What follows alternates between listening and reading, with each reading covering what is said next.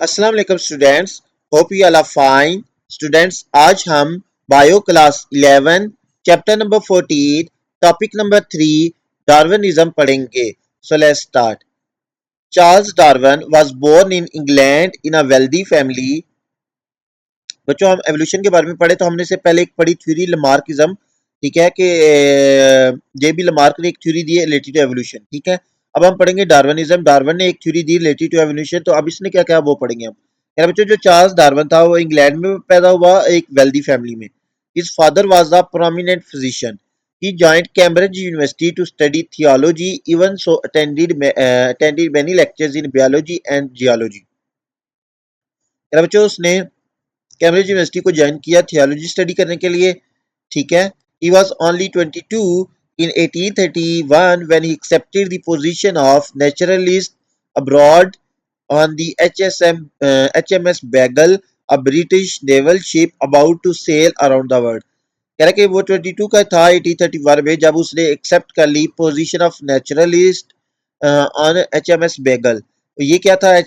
HMS Beagle एक British naval ship था। ठीक है, his major mission was to expand the Navy's knowledge of natural resources, for example, water and food in foreign lands. कह रहा है कि उसका मेन मिशन ये था कि जो नेवी का नॉलेज है रिलेटेड टू नेचुरल रिसोर्सेज उसको एक्सपेंड करना, like water and food in foreign lands. Darwin's observations during his वॉयेज।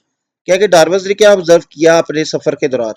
The bagel left Plymouth, England, and cruised slowly along the east and west coast of South America.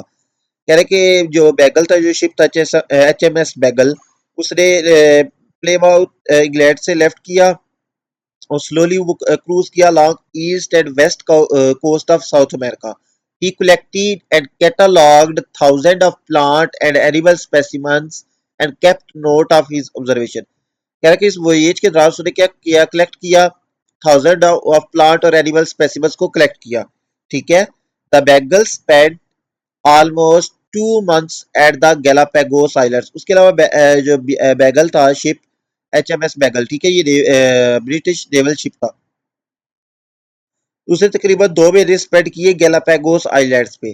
The islands are 965 kilometre west of Ecuador. ये जो islands है ये 965 kilometre दूर है in the west of Ecuador. Here Darwin made observations that were most important in development of his ideas about evolution. कह रहा है कि इन आइलैंड्स के ऊपर डार्विन ने बहुत सारी ऑब्जर्वेशंस की जो बहुत ज़्यादा इम्पोर्टेंट थी in his development of idea about evolution. ठीक है, observations about south American mainland के जो साउथ अमेरिकन मेनलैंड है उसके बारे में डार्विन ने क्या ऑब्जर्वेशंस की। ठीक है, he noticed that flora and fauna of different regions of continent had a definite South American stamp very distinct from the life form of Europe. उसने नोट किया कि जो फ्लोरा एंड फाना है डिफरेंट रीजन ऑफ कॉन्टिनेंट पे, ठीक है, flora and फाना को तो आपको पता होगा। ऑल जितनी भी वैरायटी है या स्पीशीज है प्लांट्स की फ्लोरा, और जितनी भी एनिमल स्पीशीज है उनको हम फाना कहते हैं। ठीक है, तो कह रहा कि उसने कहा कि इनकी एक जो लाइफ फॉर्म है जो साउथ अमेरिकन कॉन्टिनेंट पे है वो डिस्टिंक्ट डिफरेंट है life form of Europe. Further the South American fossils that Darwin found, though clearly different from border species, were distinctly South American in their resemblance to the living plants and animals of the continent. उसके अलावा क्या हुआ कि जो Darwin को fossils मिले वहां से साउथ अमेरिकन कॉन्टिनेंट से, वो क्या था, दो जो करंट मॉडर्न फॉर्म्स थी उनसे तो डिफरेंट थे। ठीक है, बट वो जो साउथ अमेरिकन स्पीशीज थे उनसे रिजेंबल कर रहे थे। ठीक है, ऑब्जर्वेशंस अबाउट गैलापागोस आइलैंड्स। अब जो गैलापागोस आइलैंड्स है उसके बारे में उसने क्या ऑब्जर्वेशंस की। He compared animals and plants of Galapagos with those of South American mainland.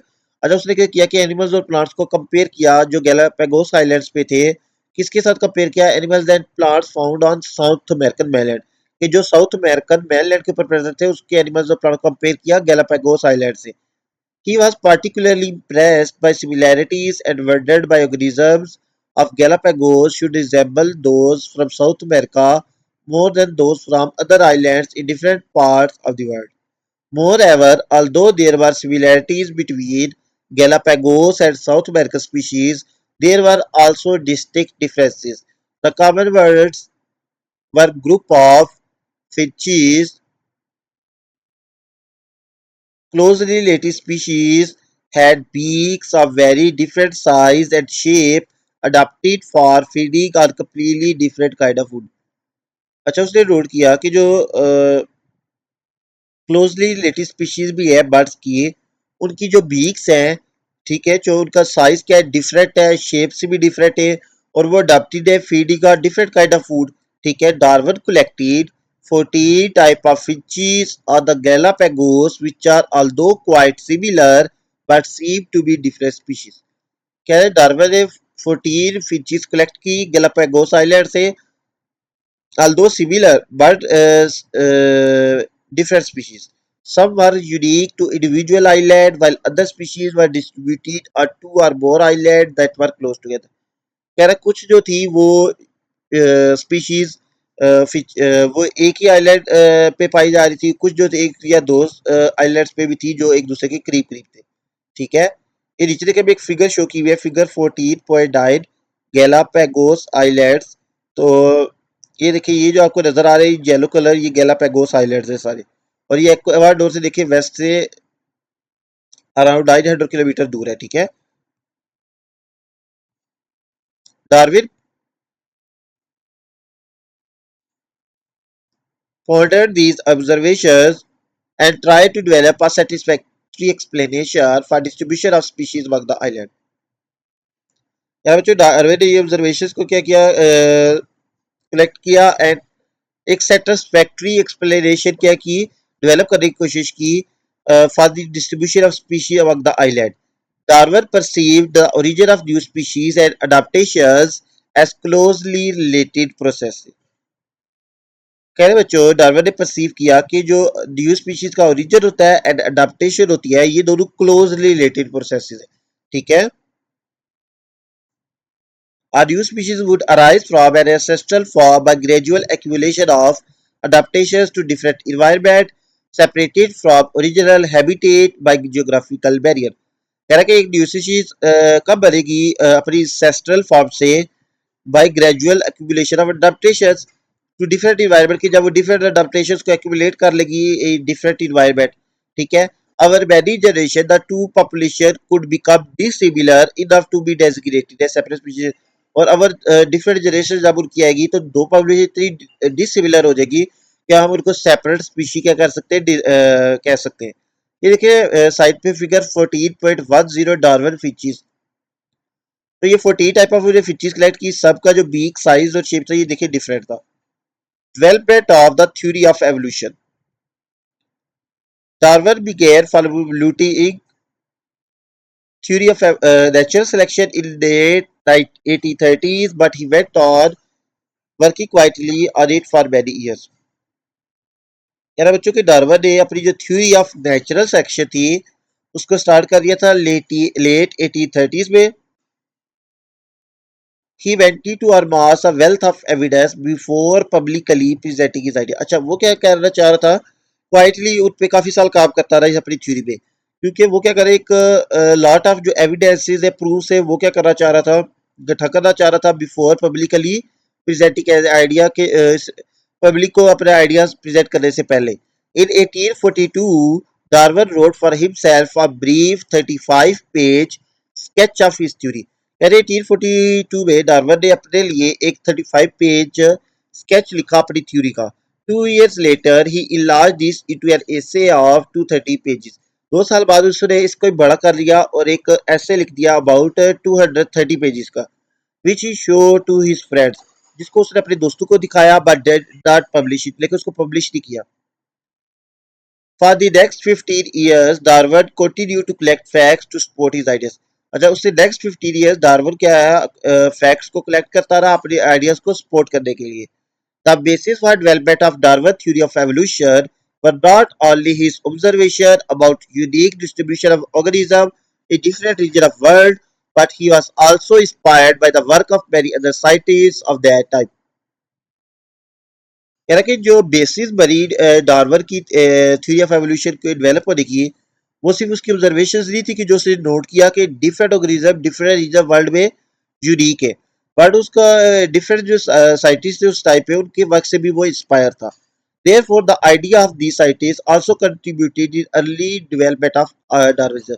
इसलिए जो उन साइंटिस्ट के आइडियाज थे वो उन्होंने भी कंट्रीब्यूट किया थ्योरी डार्विन की थ्योरी में डेवलप होने में. ठीक है. कंट्रीब्यूशन ऑफ चार्ल्स लाइल एंड जेम्स ह्यूटन. अच्छा, आप डिफरेंट साइंटिस्ट की कंट्रीब्यूशन बताई हुई है कि उन्होंने क्या कंट्रीब्यूशन की डार्विनिज्म या डार्विन की थ्योरी में. ठीक है. तो सबसे पहले आप कंट्रीब्यूशन पढ़ेंगे चार्ल्स लाइल एंड जेम्स ह्यूटन की. In early 1830, Charles Lyell published a book Principle of Geology. 1830 में चार्ल्स लाइल ने एक बुक पब्लिश की जिसका नाम था principle of geology. Darwin took this book on voyage. This book presented arguments to support the theory of geological change proposed by James Hutton called theory of uniformitarianism. है कि इस बुक में arguments present किए गए थे theory of geological change को support करने के लिए. ठीक है. Lyell pointed out that mountains, valleys, deserts, rivers, lakes, coastlines could have come through action of existing forces and natural conditions. A river slowly carves a valley, mountains are worn down to hills and finally plains. The slow pace of geological processes which still occur today indicated that Earth had to be much older than generally believed, a possibility that fired Darwin's imagination. If the Earth of today is so old and so changed, what was it like thousands of years ago? Did it have the kinds of life we now have? What other life may have existed?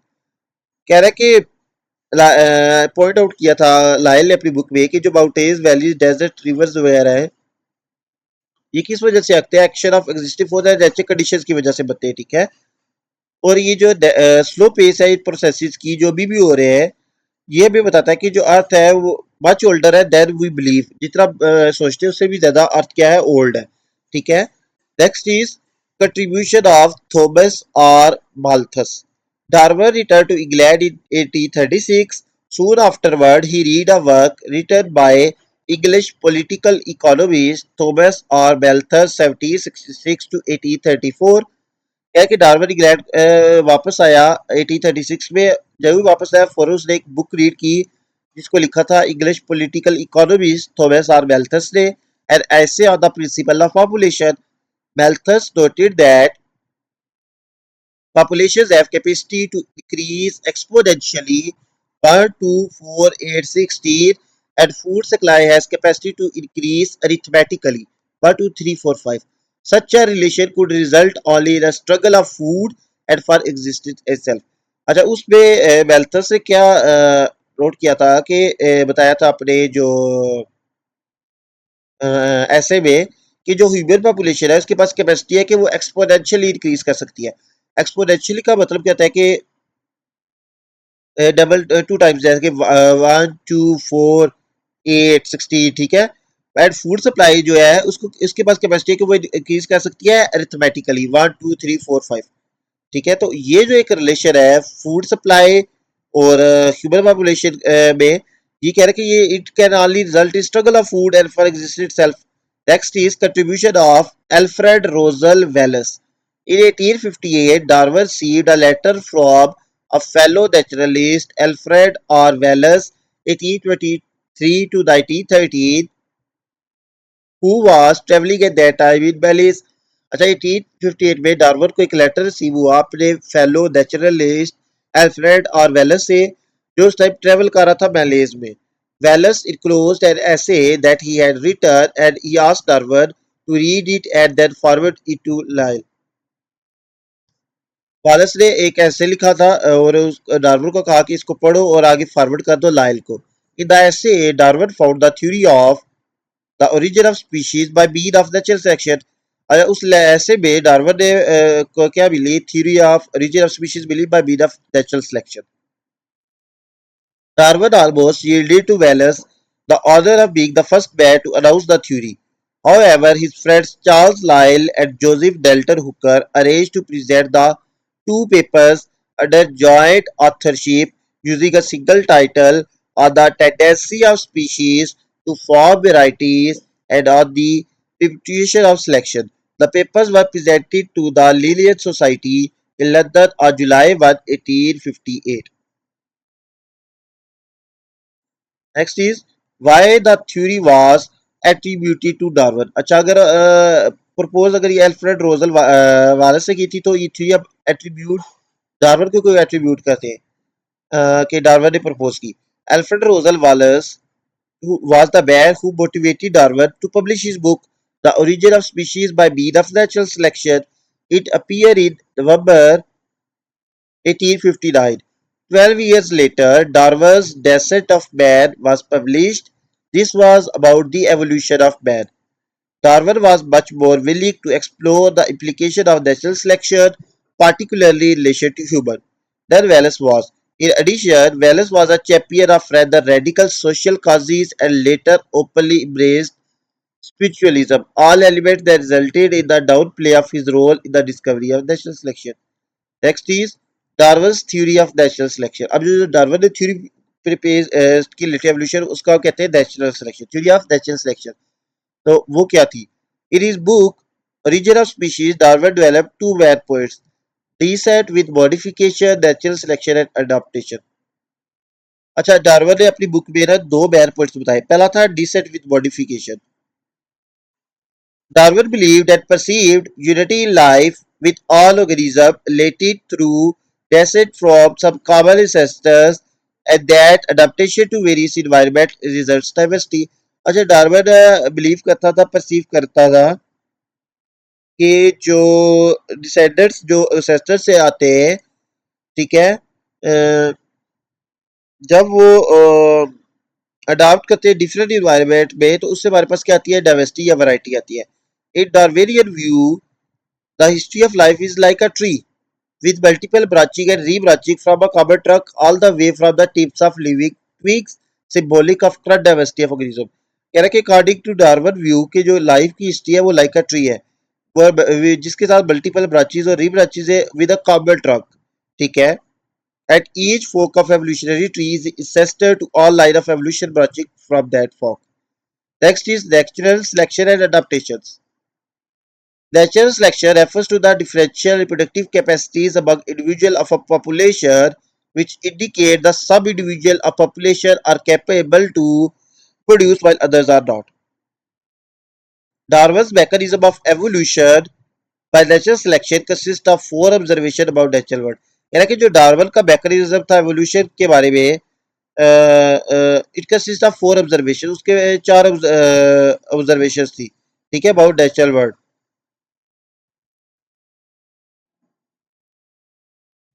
First one is overproduction. Each species has capacity to produce more offspring that will survive to maturity. Through reproduction, the nature populations may exponentially increase in number over time. Next is variation. The individuals in the population exhibit variation in their traits. कह रहे हैं कि एक population के अंदर जितने भी individuals होते हैं उनके अंदर variations होती है traits के अंदर. Some traits improve the chances of individual survival and while other traits do not. कह रहा है कि उसमें से कुछ के पास जो traits है वो chances उस individual के increase कर देते हैं survival के, ठीक है, जबकि दूसरे नहीं करते. Struggle for existence. Overproduction lead to competition among individual of population for the limited resources food, water, light, ब्रेक स्वेप. कह रहे हैं अगर ओवर पॉपुलेशन होगी तो कंपटीशन बढ़ जाएगा इंडिविजुअल्स के दरमियान रिसोर्सेज के लिए, लाइक फूड के लिए, वाटर के लिए, लाइट के लिए, स्पेस के लिए. Because there are more individual than environment can support not all will survive. कह रहे हैं अगर ज्यादा इंडिविजुअल हो गए जितना इन्वायरमेंट सपोर्ट कर सकता है तो सारे तो सर्वाइव नहीं करेंगे. अदर लिमिट्स और population growth include predators, disease causing और क्या लिमिट्स है हमारी पॉपुलेशन ग्रोथ के ऊपर के प्रीडेटर्स भी होते हैं, उसके अलावा डिजीज काजिंग होते हैं. द स्ट्रगल में भी इंटरस्पेसिफिक, इंट्रास्पेसिफिक एंड इन्वायरमेंट. अब जो स्ट्रगल है इंटरस्पेसिफिक यानी हमारे पास बिटवीन द स्पीशीज भी हो सकती है, intra specific with the species भी हो सकती है, एंड इन्वायरमेंटल स्ट्रगल भी हो सकती है। Next is survival of the fittest. अच्छा, ये जो डार्विन था, इसने जो एवोल्यूशन की थ्योरी थी वो कहा था कि एवोल्यूशन होती है थ्रू नेचुरल सिलेक्शन। ठीक है, यानी नेचर सेलेक्ट करती है सर्वाइवल ऑफ द फिटेस्ट। तो इसका क्या मतलब है? The individuals that possess most favorable combination of characteristics are most likely to survive। कि वो इंडिविजुअल जिनके पास फेवरेबल कम्बिनेशन है करेक्टरिस्टिक्स का, ठीक है, वो सर्वाइव करेंगे, पासिंग देयर ट्रेड्स और to the next generation. For example, if there is sudden flood, only those organisms that can swim or respire in water have a better chance to survive, and other will die. Or if there is an earthquake, the flying animals have a better chance of survival। Example के तौर पे कह रहा है कि अगर sudden flood आ जाए तो वही ऑर्गेनिज्म सर्वाइव कर पाएंगे जो स्विम कर सकते हैं या वाटर में रिस्पायर कर सकते हैं, और बाकी डाई कर जाएंगे। This is called natural selection. कहता है ये नेचुरल सिलेक्शन है। It is also referred as survival of fittest, कि जो फिटेस्ट होगा वही सर्वाइव करेगा। The fittest individuals are those that reproduce more successfully in the environment। The process of natural selection thus causes an increase of favorable allele and decrease of unfavorable alleles within the population। तो कह रहे हैं कि जो natural selection का process होता है ये क्या कर देते हैं, जो फेवरेबल एलील्स होते हैं या ट्रेड्स होते हैं वो इंक्रीज हो जाते हैं एक पॉपुलेशन के अंदर, जो अनफेवरेबल होते हैं वो डिक्रीज हो जाते हैं।